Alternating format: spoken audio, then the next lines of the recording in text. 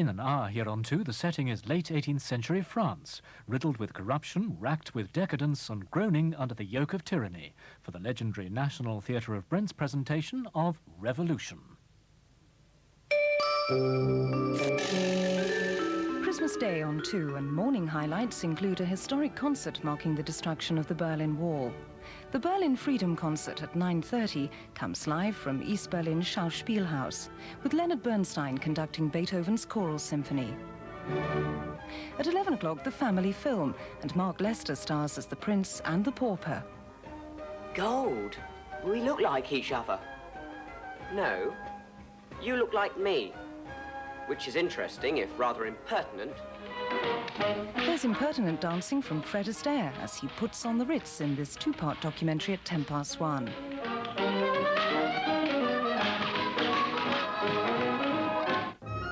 At 2, live from Amsterdam's Concertgebouw, their traditional Christmas concert. Ricardo Chailly conducts a performance of Ravel's romantic ballet, Daphnis and Chloe. Daytime highlights for Christmas on 2.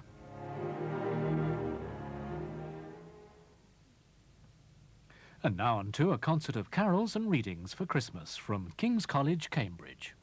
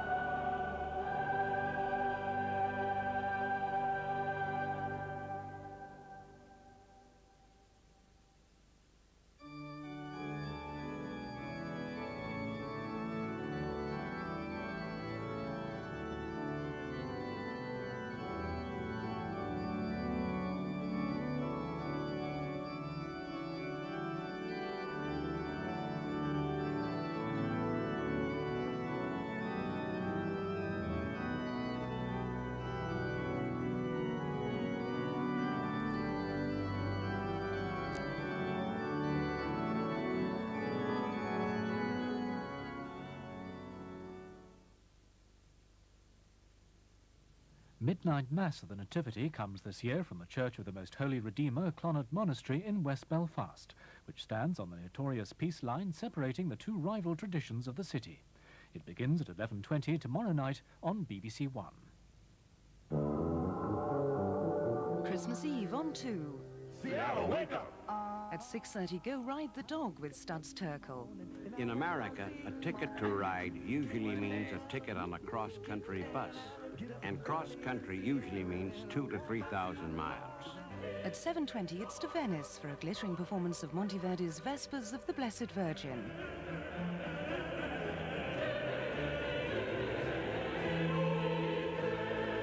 Then at 9:10, Alan Ayckbourn's Relatively Speaking. I was thinking, you know, maybe it might be a good idea if we got married pretty soon. When? Now? No. Oh, good. Just going to say I'd have to go and change my dress again. Seriously. At 11:40, following a documentary on his work, the first of 4 Sergio Leone films, Once Upon a Time in the West. Time sure flies. It's already past 12. That's Christmas Eve on 2.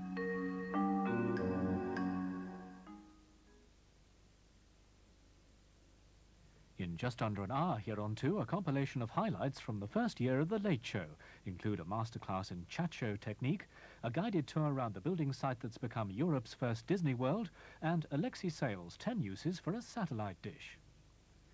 Now, the National Theatre of Brent presents another chance to witness the terror of 18th century France, reenacted by Desmond Olivier Dingle and Wallace in Revolution.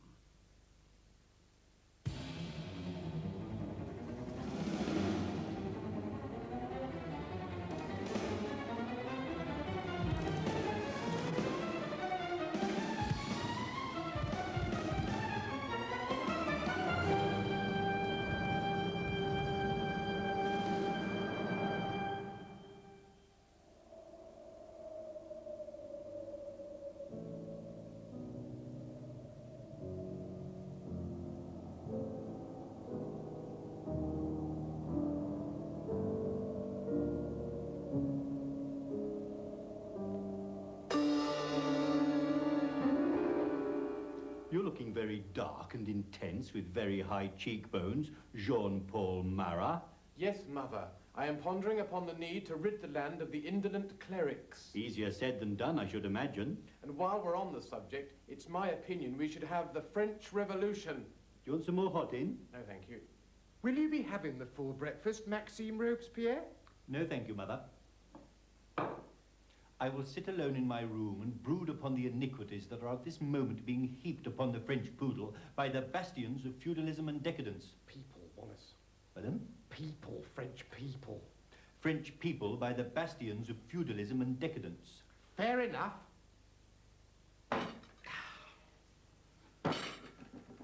Would you like some more pudding, Georges Danton? We've had enough. Pudding? Oppression, privilege, aristocrats. But there is nothing one can do. We're all at the beck and call of a system as outmoded as it is cruel. There is. There must be. The people must storm the ramparts of inequality, And they will rise like a mighty sea. Oh, yeah. I will allow my brooding to simmer and then to ignite into hatred. Too long have we said there's nothing we can do. The lawyers, the watchmakers, the patisseries, the great forgotten mass of humanity. And I will lead them. And I will lead them. And my name will become synonym with the revolution that must come. Synonymous. Just say the name. Pardon? Just say the name. Synonymous. Say your name. Wallace! No, Robespierre. Robespierre! Marat. Danton. Fabre d'Églantine. Saint-Just. Hébert. Bliomaret. And all the other ones.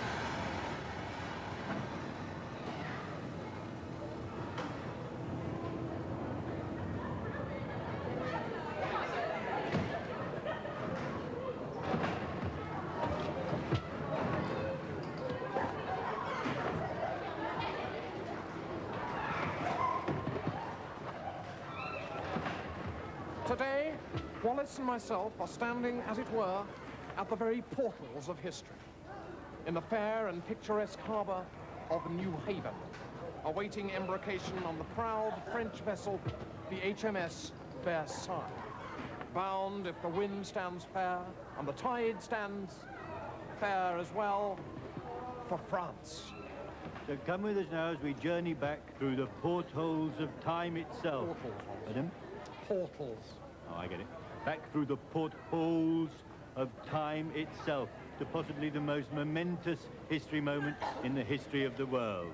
The French Revolution, la Révolution Française. And Wallace and myself will be enacting our historically authenticated simulated reconstruction actually on or near many of the locations themselves where they might possibly have originally occurred. So let us leave behind our country as we set sail for France.